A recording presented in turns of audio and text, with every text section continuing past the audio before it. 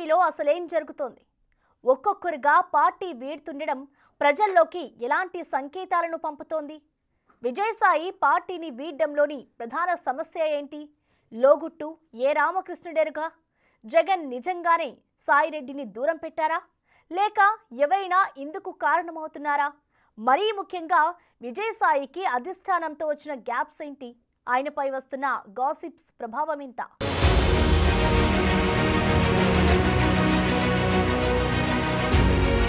వివిధ కేసుల్లో జగన్తో పాటు A1, A2గా మాత్రమే కాదు, ఒకానొక రోజుల్లో సాయిరెడ్డి పొజిషన్ కూడా ఫ్యాన్ పార్టీలో నెంబర్ 2గానే ఉండేది. ఆయన రేంజే వేరు. సోషల్ మీడియా మొత్తాన్ని ముందుండి నడిపించడమే కాదు, తనదైన స్టైల్లో ప్రత్యర్థి పార్టీలపై, మరీ ముఖ్యంగా చంద్రబాబు రాజకీయ చాతుర్యంపై నెగటివ్ కామెంట్లు గుప్పించి వాటిని వైరల్ చేసేంతటి నెట్వర్క్ సాయిరెడ్డి సొంతం.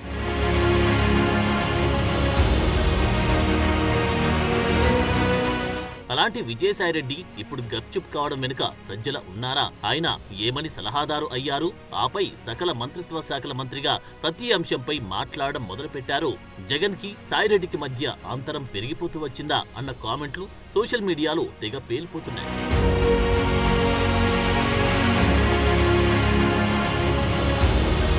సజ్జల రాకతోనే విజయసాయిరెడ్డికి జగన్ కి మధ్య దూరం పెరిగిందని, నెంబర్ 2లో ఉన్న తన పొజిషన్ కాస్త 3, 4, 5 అంటూ పడిపోతూ వచ్చిందని, ఈ రోజు సాయిరెడ్డి చేసిన కామెంట్ ఏంటంటే, తనలాంటి వారు బయటకొచ్చేస్తే జగన్ కి వచ్చే నష్టమేమీ లేదు అనడంలో అర్థమేంటన్న టీకా తాత్పర్యాలను వెలికితీస్తున్నారు కొందరు పొలిటికల్ ఎనలిస్టులు.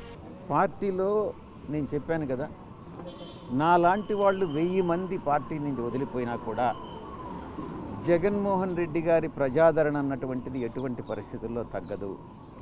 ఇక్కడ జగన్మోహన్ రెడ్డి గారు ఆయన శ్రేయస్సు, ఆయన యొక్క భవిష్యత్తు ముఖ్యమే కానీ సాయిరెడ్డి అనేటటువంటి వ్యక్తి ముఖ్యం కాదు.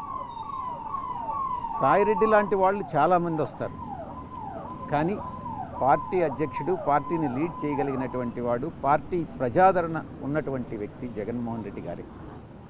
అందుకే ఆయన్ని బలపరిచేదానికి మనం అన్ని రకాలైనటువంటి పాజిటివ్ నిర్ణయాలు తీసుకోవాలి. నాలాంటి వారు బయటకొచ్చేస్తే కామెంట్లు వినిపించాలి. అంతేకాదు, తనకు తాను నాయకత్వ సామర్థ్యం లేని వారిగా చెప్పుకోవడం చూస్తుంటే ఇది ఆయనలోంచి వచ్చిన మాట, లేక ఇప్పటి వరకు పార్టీలో సజ్జల బ్యాచ్ ద్వారా సర్వం కోల్పోయి వారి హిప్నాటిజానికి లోనైన విజయసాయిరెడ్డి తనకు తెలియకుండా తానే అంటున్న మాటల అర్థం కావడం లేదంటున్నారు మరికొందరు.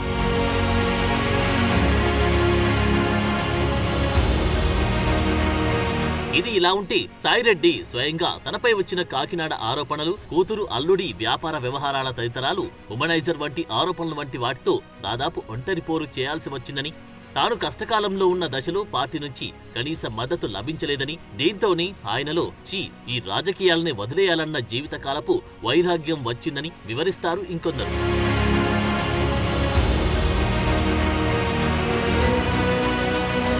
అలాంటిదేమీ లేదు.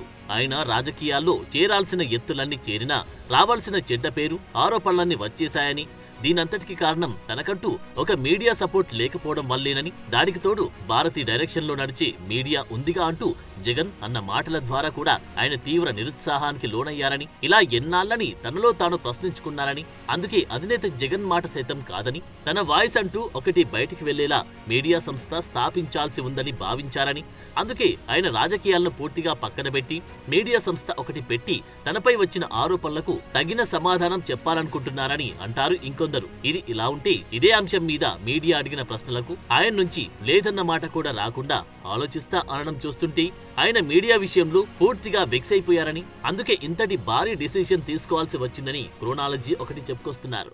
నాకు ఈ సుదీర్ఘ రాజకీయ జీవితంలో నాకు అండగా నిలిచినటువంటి మా పార్టీ అధ్యక్షుల గారికి, మా పార్టీ వైఎస్ఆర్ కాంగ్రెస్ పార్టీకి, మా పార్టీ నాయకులకి, మా పార్టీ కార్యకర్తలకి, మా పార్టీకి సపోర్ట్ చేసినటువంటి ప్రతి ఒక్కరికి కూడా, ప్రజలందరికీ పేరు పేరున నా ధన్యవాదాలని మీ మూలంగా తెలియజేసుకుంటూ, మీడియాకి ముఖ్యంగా ఆంధ్రజ్యోతికి, ఈనాడుకి, TV5కి, మహా టీవీకి వీళ్ళకి ప్రత్యేక ధన్యవాదాలు తెలియజేసుకుంటూ, ఇక మీదట న్యూస్ని వార్తలుగానే ప్రచురించండి. మీ యొక్క అభిప్రాయాల్ని వార్తల రూపంలో మీరు ప్రచురించొద్దు, ప్రసారం చేయొద్దు అన్నటువంటి విషయాన్ని వాళ్ళకి విన్నవించుకుంటూ నేను సెలవు తీసుకుంటా ఉన్నాను. Thank you. అది స్వయంకృతము లేక సజ్జల ద్వారా ఏర్పడ్డ అగాధమో లేక తనకి మొహం చెల్లకపోవడమో తెలియదు గాని ఇటీవలి కాలంలో జగన్ని కలిసింది కూడా చాలా తక్కువ. ఎన్నికల ముందు తర్వాతి పరిణామ క్రమాలు కూడా ఆయన్ను ఇరకాటంలో పడేశాయని అంటారు.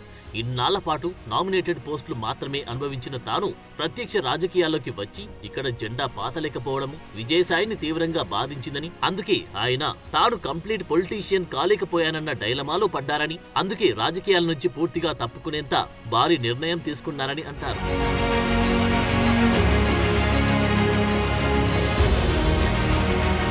తనకు తాను అసమర్థుడిగా భావించడానికి వెనుక విశాఖ ఇన్ఛార్జ్ పోస్టుల నుంచి తప్పించడం కూడా ఒక కారణంగా చెబుతారు ఆయన వెంట తిరిగేవారు. ఇక తనపై ఒక నమ్మకం లేక తన సామర్థ్యం నిరూపించేందుకు అనువుగా ఒక మీడియా పెట్టాలంటే అందుకు అధినేత ఒప్పుకోక ఇంతటి ఆర్థిక, సామాజిక, రాజకీయ ప్రయాణం చేసి ఏం ఉపయోగం? జీవితకాలం ఈ అవును కాదు అంటూ తల ఊపడంతోనే సరిపెట్టుకోవాల్సిందేనా? మనకంటూ ఒక వ్యక్తిత్వము, వ్యక్తిగత జీవితం అవసరం లేదా? మరీ ముఖ్యంగా నెల్లూరు సందుగొందల నుంచి ఢిల్లీ వరకు ఇంతటి ఆర్థిక మేధావిగా, రాజకీయ నాయకుడిగా పేరు ప్రఖ్యాతలుండి ఈ డూడు బసవన్న బతుకు ఎంతకాలం? తనకంటూ ఒక పర్సనల్ పొలిటీషియన్ ఒపీనియన్ ఉండొద్దా? మరీ ముఖ్యంగా తమ చేతుల్లో మీడియా ఉంది కదా అని ప్రతోళ్ళు తానొక అవినీతి పరుణ్ణని, అబద్ధాల కోరునని, ఇంకా హీనంగా మహిళా వ్యామోహం అధికంగా ఉన్నవాడని అవాకులు చవాకులు పేలుతుంటే చూస్తూ ఊరుకోవాల్సిందేనా? తనపై ఇలాంటి ఆరోపణలు చేస్తున్న వాళ్ళందరికీ తానెవరో చాటి చెప్పనక్కర్లేదా? జగన్ది ఏం పోయింది? ఆ నిందారోపణలు వచ్చింది తనపైనేగా. అందుకే అధినేతను ఇంతగా విభేదించి మరి ఆ బంధాలన్నిటిని తెచ్చుకొని విజయసాయిరెడ్డి బయటకొచ్చేశారంటారు మరికొందరు. ఎప్పుడు కూడా నేను దేవుణ్ణి తలుచుకుంటాను. లాస్ట్ ఈడీలో చెప్పండి, నేను ఒకటే చెప్పా, కేవీ రావుని తిరుమలకి రమ్మని చెప్పండి. వెంకటేశ్వర స్వామి ముందు నేను నిలబడతా, కేవీ రావుని నిలబెడమండి. ఆయన నా మీద చేసినటువంటి ఆరోపణలు కరెక్ట్ అని ఆ దేవుడి ముందు చెప్పమని చెప్పండి. నేను కూడా ప్రమాణం చేసి చెప్తాను దేవుడు నేను చేయలేదనని. ఎవరైతే తప్పు చేశారో వాళ్ళని ఆ దేవుడు శిక్షిస్తాడని నేను చెప్పాను. గతంలో చాలాసార్లు కూడా ఇటువంటి సందర్భాలు ప్రెస్ కాన్ఫరెన్స్లో చెప్పాను. అందుకే మీకు సగం తెలిసి సగం తెలియని ప్రశ్నలు అడగొద్దు. మీరు ఏదైనా అడిగే ముందు అన్ని విషయాలు కూలంకషంగా తెలుసుకున్న తర్వాత మీరు ప్రశ్న అడగదు. విజయసాయి గారు మీరు బీజేపీలో చేరబోతున్నారా అన్న ప్రశ్నకైనా ఆయన లేదని అన్నారు. కానీ మీడియా పెడతారా అన్న ప్రశ్నకు మాత్రం ఆలోచిస్తానని అనడం బట్టి చూస్తే త్వరలో ఒక మీడియా వ్యవస్థ ఏర్పాటు చేసే ప్రకటనైతే సాయిరెడ్డి నుంచి ఉండొచ్చని గట్టిగా నమ్ముతున్నారు చాలా మంది. ఇలాగైనా తనకు జగన్ కు గ్యాప్ సృష్టించిన వారిపైన, తనపై ఇన్నేసి గాసిప్స్ క్రియేట్ చేసిన వారందరిపైన విజయసాయి గట్టిగాని రివెంజ్ తీసుకునేలా కనిపిస్తుందని అంచనా వేస్తున్నారు వీరంతా.